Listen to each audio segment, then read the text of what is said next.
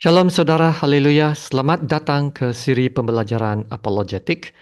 Kiranya kasih karunia dan damai sejahtera melimpahi Anda oleh pengenalan akan Allah dan akan Yesus, Tuhan kita. Kita dalam siri topik Tritunggal. Dalam edisi yang sebelum ini, saya mengatakan bahwa tidak ada satu contoh duniawi yang dapat kita pakai untuk menjelaskan Tritunggal. Karena Allah kita adalah Allah yang sangat unik dan sangat istimewa. Allah kita senantiasa hadir dalam tiga pribadi yang berbeza, yang kekal, dan setara. Jadi di sini, saya ingin menggunakan satu pendekatan untuk menjelaskan Tritunggal.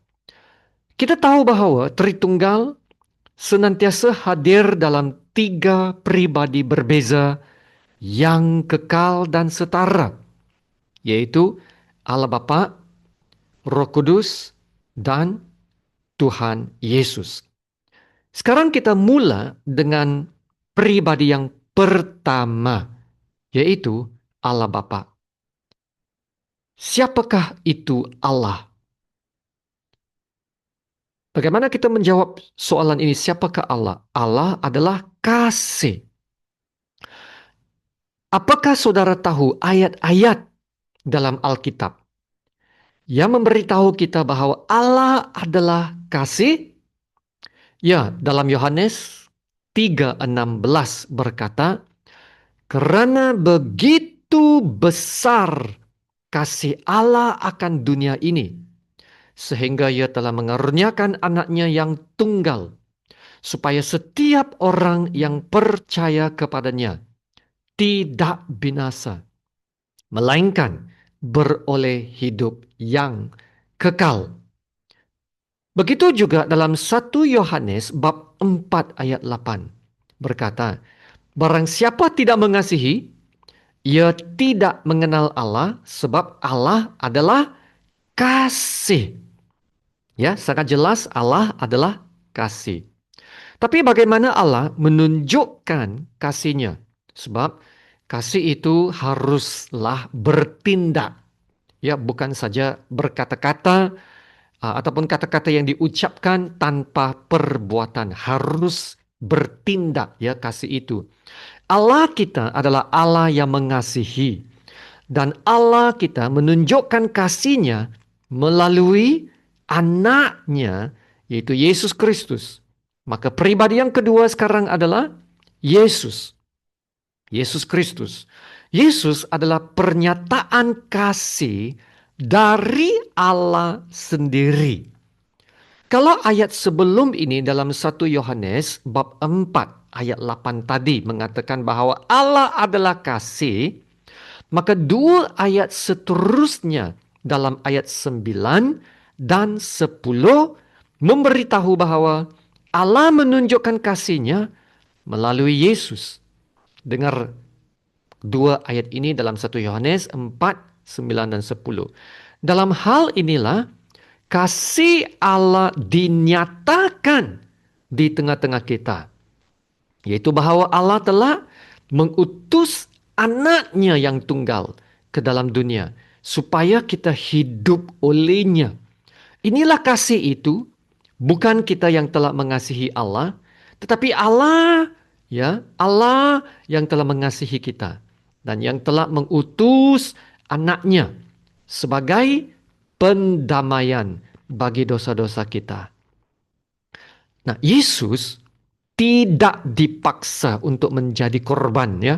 Tetapi Yesus dengan relanya diutus ke dalam dunia untuk menjadi pendamaian bagi dosa-dosa kita.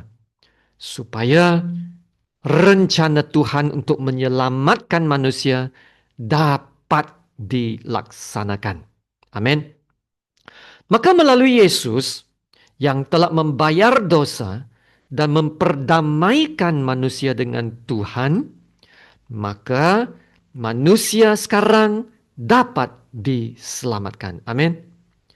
Kalau begitu, Tuhan boleh mengucap kepada kita, "Tanya, Anda sudah selamat." Maka selamat tinggal, bye-bye. Adakah Tuhan akan buat begitu? Mengucapkan selamat tinggal kepada kita selepas kita diselamatkan? Ya saudara, kalaulah ya Tuhan berkata kepada saya, bye-bye, selamat tinggal, saya tidak akan kecewa juga. Malah saya harus banyak bersyukur kepada Tuhan yang telah menyelamatkan saya dan mengampunkan segala dosa saya. Saya harus bersyukur. Tapi Tuhan bukan sekadar telah menyelamatkan saya, Tuhan tidak meninggalkan saya. Tuhan telah melakukan satu perkara lagi yang sungguh luar biasa. Tuhan mau mengikat kita dalam satu perhubungan yang kekal. Nah, saudara, bagaimana Tuhan melakukan itu? Yaitu mengikat kita dalam suatu perhubungan yang kekal. Nah, jawabannya Tuhan melakukan hal itu melalui Roh Kudus. Inilah pribadi yang ketiga sekarang, Roh Kudus. Nah, di mana Roh Kudus sekarang?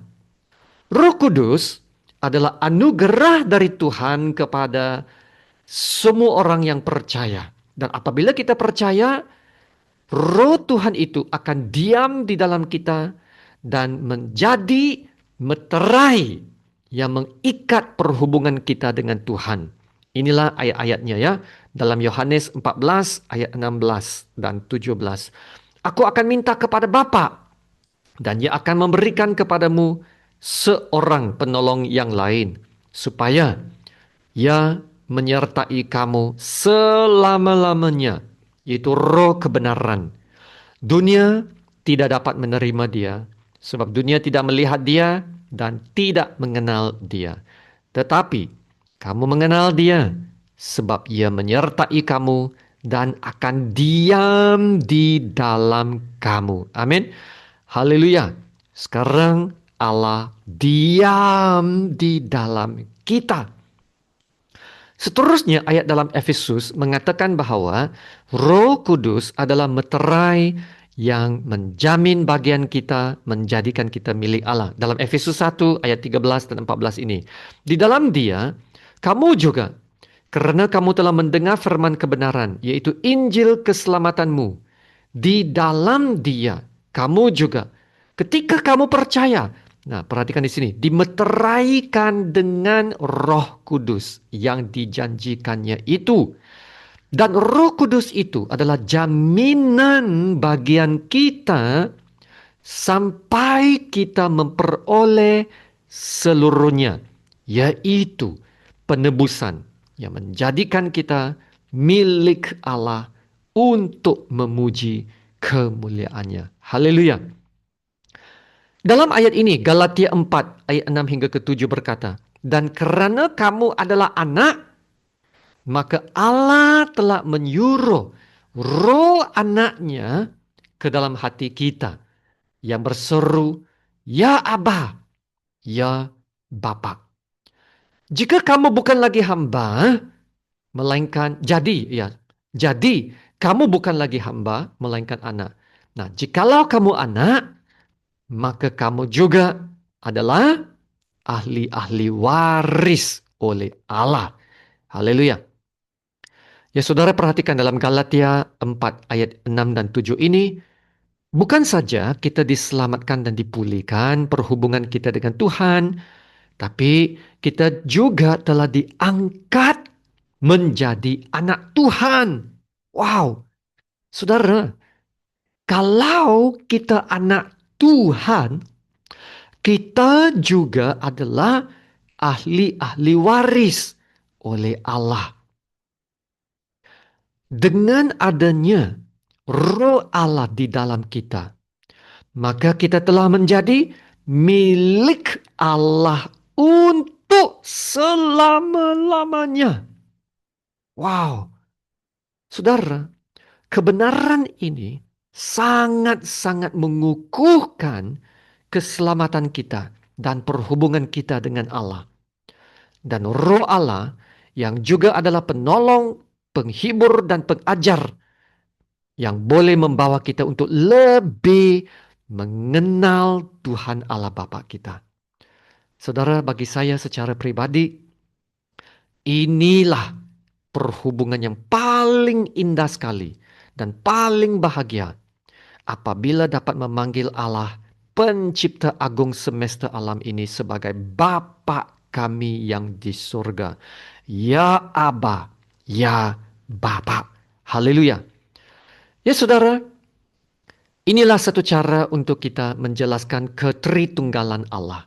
Siapa Allah kita dan apa yang telah Allah lakukan untuk kita melalui Tuhan Yesus dan pekerjaan Allah yang masih berterusan dalam hidup kita melalui Roh Kudus yang sekarang diam di dalam kita.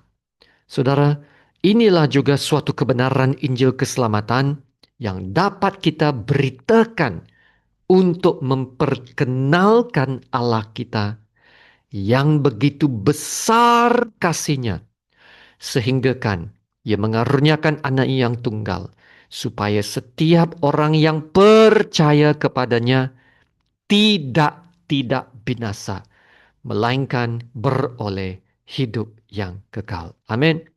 Haleluya, terima kasih Tuhan Yesus. Mari kita berdoa. Bapa kami yang di surga, Allah Bapa yang kami sembah, kami hormat, kami puji, dan kami agungkan bersama segala malaikat syurgawi yang berkata, Kudus, kudus, kuduslah Engkau Tuhan. Terima kasih Bapa, kami dapat belajar firman kebenaran-Mu. Terima kasih Bapa, Engkau telah memberi kami pencerahan untuk melihat siapa Engkau Bapa. Kami dapat mengenal Bapa. Ya, sekarang kami dapat mengenal Allah Bapa secara pribadi. Karena Engkau yang pertama-tama menyatakan dirimu kepada kami supaya kami dapat mengenal Engkau. Engkau mengasihi kami dan selamatkan kami supaya kami sekarang dapat mengasihi Engkau dan menghampiri Bapa dalam suatu perhubungan yang paling indah sekali. Demikianlah firman Tuhan dalam Yohanes bab 17 ayat 3. Inilah hidup yang kekal itu, yaitu bahwa mereka mengenal Engkau, satu-satunya Allah yang benar, dan mengenal Yesus Kristus yang telah Engkau utus. Ya Bapa, kami akan ingat ayat ini dan janjinya, hidup kekal yang dijanjikan dan diberikan kepada kami yang percaya adalah untuk mengenal Engkau, satu-satunya Allah yang benar, dan mengenal Yesus Kristus, Tuhan dan Penyelamat. Haleluya. Terima kasih Bapa. Dalam nama Tuhan Yesus yang termulia, kami berdoa dan ucap syukur. Amin. Kiranya kasih karunia Tuhan Yesus Kristus dan kasih Allah dan persekutuan Roh Kudus menyertai Anda sekalian. Amin.